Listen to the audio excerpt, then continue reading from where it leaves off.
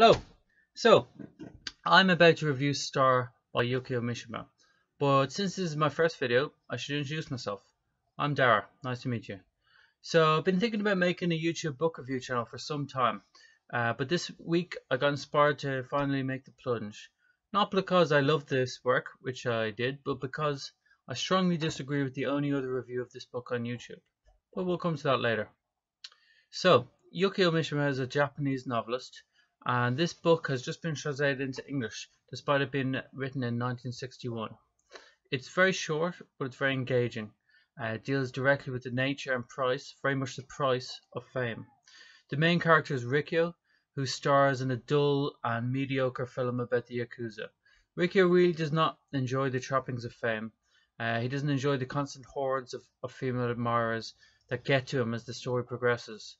After a while, he starts to develop suicidal thoughts and begins to doubt the very nature of reality. His love interest Kayo is a fascinating character. She's much older than Rikyo and not at all beautiful. Their interaction really underpins the entire narrative, and Rikyo's deep affection for her, that's not based on shallow attraction, allows us to sympathize quite deeply with him, and without her wouldn't be possible. Without Kayo, Ricky would be much less sympathetic. It really reminds me a little bit of Larry David's rule of thumb. If your wife is attractive, it shows you're a very superficial man with no depth. So very much the opposite is the case here. What I personally loved about the novella is that the writing is very nuanced. There's a huge amount to take in on some obscure but very interesting subjects. For instance, there's a whole section that's devoted to celebrating the mediocrity of bad art. Let me quote: "Just as evil never dies, neither does the sentimental. Like suckerfish clinging to the belly of a shark, threads of permanence cling to the underbelly of all formulaic poetry. It comes as a false shadow, the refuse of originality, the body dragged around by genius. It's the light that flashes from a tin roof with a tawdry grace, a tragic swiftness only the superficial can possess. That elaborate beauty and pathos offered only by an undiscerning soul, a crude confession, like a sunset that backlights clumsy silhouettes. I love any story guarded by these principles, with this poetry at its core." So I think this quote really sums up a Star's strengths. The prose is very dense, but it's brilliant. It's very descriptive, but it's taut. Every word is there for a reason. You really get the sense I really got the sense this is a clear and exact mind directly enunciating the message it wants to get across straight into my brain. The method and the language is very elegant, and the themes are interesting and eternal. So you have the fleeting nature of beauty, fear of aging, life's endless march towards death. It's dark, but it's quite humorous. One of my favorite bits is when he talks about how people expect celebrities to be late.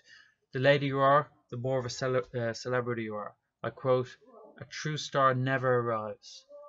But at its darkest, it is very, very dark. So you have a passage concerning an aspiring actress's attempted suicide. That section's amorality is very striking. It really took the breath away.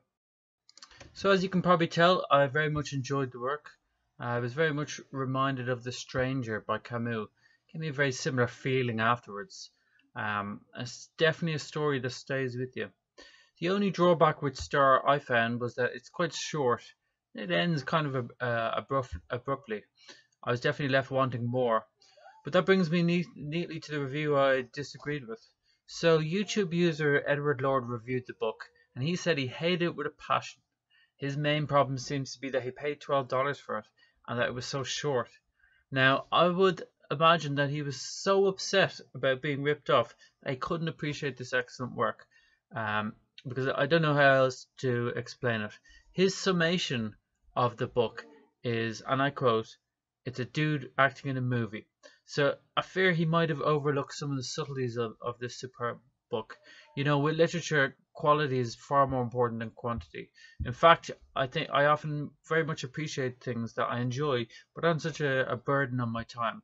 I think it's almost a perverse and comic suggestion that we should value literature on a words per dollar basis. So, thanks a lot for watching. I'll be back to you guys after I read another of Mishima's works. If you have any comments, please leave them below.